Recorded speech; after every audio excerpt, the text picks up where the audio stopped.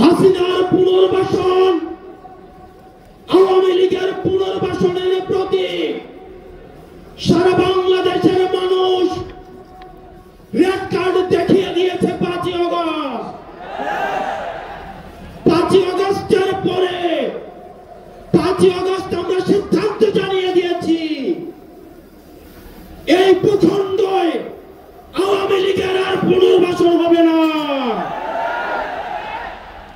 যেই আওয়ামী লীগ আমাদের দাড়ি টুপিওয়ালা ভাইদেরকে বাইতুল মুকাররমের সামনে থেকে টেনে টেনে রাস্তায় নামিয়ে এনেছিল, সেই আওয়ামী লীগের আর পুনর্বাসন হবে না।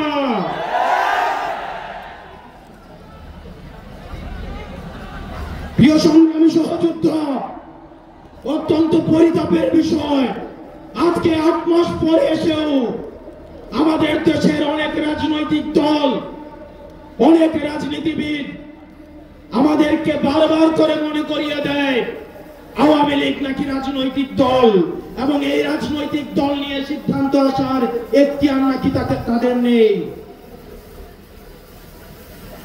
ডক্টর মোহাম্মদ ইউনূস গত কিছুদিন আগে বলেছেন আগামী নির্বাচনে আওয়ামী লীগ অংশগ্রহণ করবে কি করবে না সেটি সিদ্ধান্ত নাকি আওয়ামী লীগের।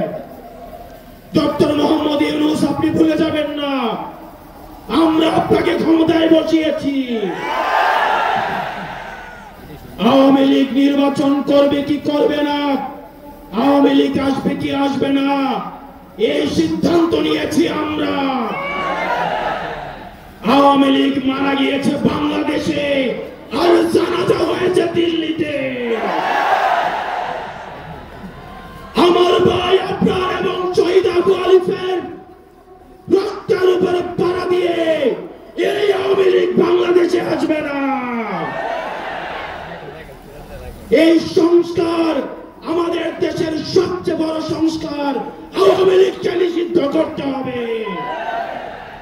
কোন কিন্তু অথবা নেই, আচ্ছা দেখছি এরকম কিছু নেই, আওয়ামী লীগকে নিষিদ্ধ করতেই হবে।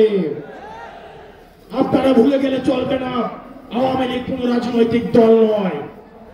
৭১ পরবর্তী সময়ে আপনারা দেখেছেন শেখ মুজিব সর্বপ্রথম বাকশাল কায়েম করে গণতন্ত্রকে গলা টিপে হত্যা করেছে।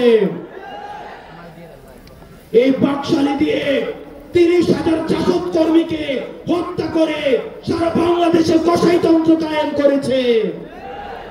আওয়ামী লীগের লুটপাটের কারণে আপনারা দেখেছেন ৭৪-এর দুর্ভিক্ষে ১৫ লক্ষ মানুষ মারা গিয়েছে।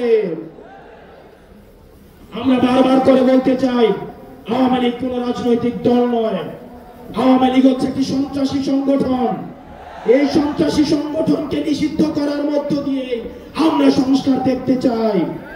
একই সাথে সাথে সাপ্লাই যে হত্যাকাণ্ড হয়েছে, আমরা আপনাদের কাছে অনুরোধ জানাবো, এই সাপ্লাই হত্যাকাণ্ডে যারা শহীদ হয়েছে, আজকের এই মঞ্চ থেকে এই শহীদের লিস্ট আপনারা জাতির সামনে প্রকাশ করুন। একই সাথে সাথে হাসিনার কোন এই ফাঁসি নেওয়া পর্যন্ত প্রয়োজন হলে আমাদের শেষ রক্তবিন্দু দিয়ে এই তরুণ প্রজন্ম আমরা হাসিনার ফাঁসি নিশ্চিত করা পর্যন্ত আমরা আন্দোলন চালিয়ে যাব। এবং নারী সংস্কার নিয়ে যেই কনসার্ন আপনাদের কাছ থেকে এসেছে, আমরা চাই ডক্টর মোহাম্মদ ইউনূস এই কনসার্ন গুলোকে আপনি অতি সত্বর অ্যাড্রেস করবেন, এবং অপ্রয়োজনীয় যে সংস্কারগুলো রয়েছে সেদিকে পাশ কাটিয়ে প্রয়োজনীয় যে সংস্কারগুলো রয়েছে, যেটির মধ্য দিয়ে নারীদের অধিকার নিশ্চিত হয়, যেটির মধ্য দিয়ে নারীদের সম্মান নিশ্চিত হয়, এবং আমাদের দেশের ধর্মীয় এবং কালচারাল সাংস্কৃতিক যে সম্মান অক্ষুণ্ণ থাকে, সেই অধিকারগুলো, সেই সংস্কারগুলোকে আপনাকে জোর দেওয়ার জন্য আহ্বান জানাচ্ছি। আপনারা ভালো থাকবেন, সুস্থ থাকবেন, হকের পথে, হালালের পথে, সত্যের পথে আমরা এনসিপি আপনাদের সাথে সবসময় রয়েছি। ইনকিলাব।